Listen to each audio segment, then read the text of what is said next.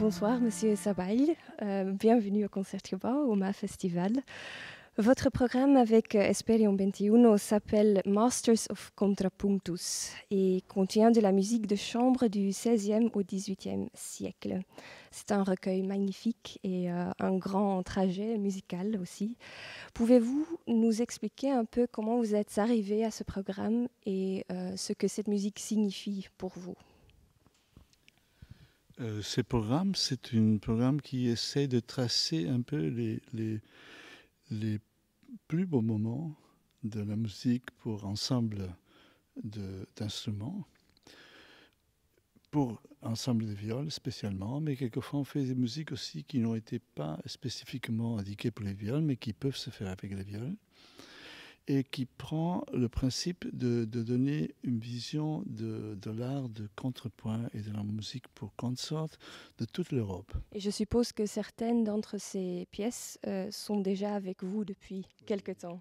En fait, je dois dire que ces musiques, avant que je joue la viole de gambe, je les écoutais déjà. J'avais un disque très ancien qui avait enregistré, je me souviens, Concertos Musicus, avec Nicolas Dalancourt, de musique de concert de l'Europe.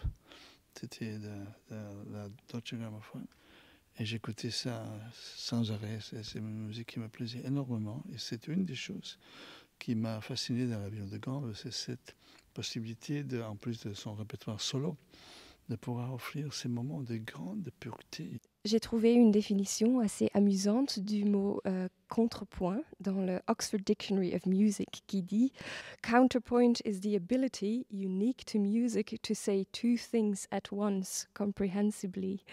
Comment est-ce que vous décririez le contrepoint? Le contrepoint, je pense que pour moi, c'est l'art de porter l'émotion à travers un jet très subtil de dialogue entre différentes voix qui disent, c'est quelquefois la même chose en des mots différents, mais quelquefois aussi qui disent des sujets différents qui se superposent, mais qui sont toujours attachés par la recherche d'une émotion qui est donnée par le jeu des dissonances. Est-ce que la viole de gambe nous aide à sentir ces émotions?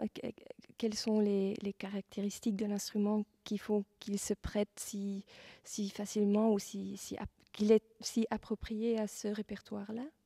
Oui, la viole de gambe est en certaine manière, est peut-être l'instrument le plus proche de la voix humaine. L'autre chose, c'est que la viole de gambe, on 6 ou 7 cordes, donc il y a moins de pression. Donc la tension est moins forte.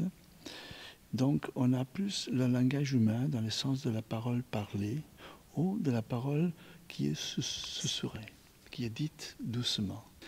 Mais au niveau de l'émotion, j'aime beaucoup toujours rappeler que toutes les choses importantes que se disent une homme et une femme ou deux personnes qui s'aiment tout au long de la vie se disent toujours doucement. Les belles choses sont toujours des moments d'intimité, des moments où on n'a pas besoin de crier. Merci beaucoup, ça nous fera beaucoup de plaisir d'entendre cette généalogie musicale. Merci beaucoup. Nous aussi.